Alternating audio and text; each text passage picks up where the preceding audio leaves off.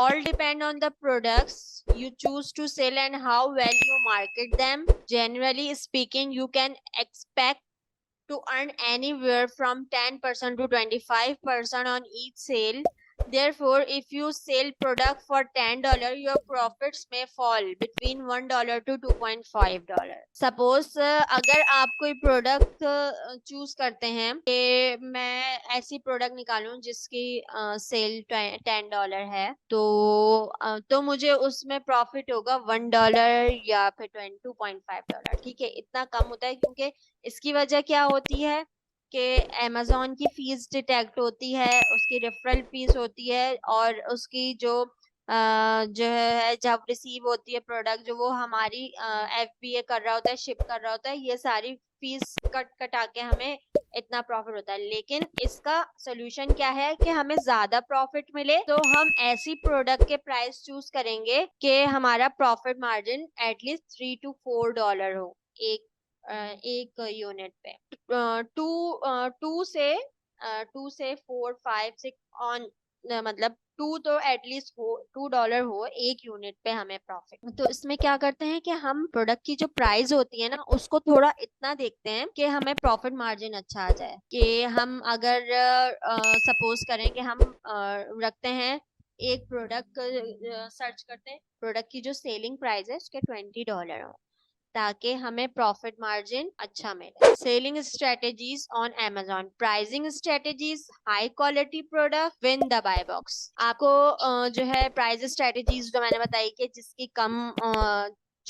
कम होती है, तो बाय बॉक्स की रोटेशन उसको ज्यादा मिलती है। हाई क्वालिटी प्रोडक्ट्स मीन्स के हमने प्रोडक्ट्स को अगर हम अप्रूवल ले रहे हैं या होलसेल अकाउंट ओपन कर रहे हैं, तो हमें ब्रांड से ही प्रोडक्ट उठानी है। क्योंकि अब प्राइवेट लेबल में हम क्या करते हैं, हम चाइना से उठाते हैं, लेकिन हम उसमें सैंपल मंगवाते हैं, हम चेक करते हैं अपने बाय हैंड में क्या प्रोडक्ट की क्या क्वालिटी है, तो हम उसको डन करते हैं अपने प्राइवेट लेबल बिजनेस के लिए। लेकिन होलसेल में क्या होता है, अब होलसेल में हम USA टू USA ही सेल कर रहे हैं, या UK में कर रहे हैं तो UK टू UK ही कर रहे हैं, तो हम प्रोडक्ट हमारे हैंड में नहीं आ रही है, हम चेक नहीं कर रहे।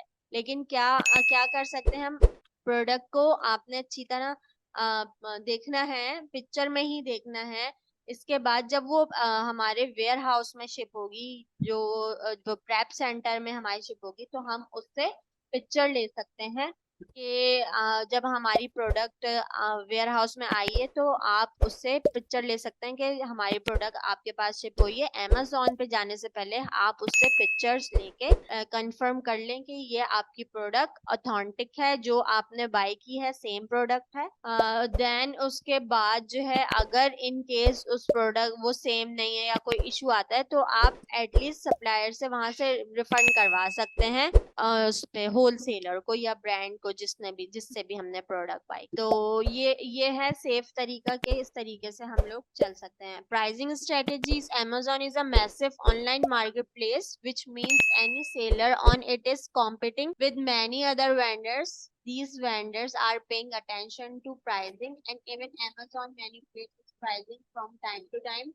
In other words, a significant factor in your success in your Amazon selling prices strategies. Ultimately, you want to product on the client sees their buy box, which is where customer make their purchase. अच्छा, bye box basically ए purchasing button होता है, जो कि add to cart apply.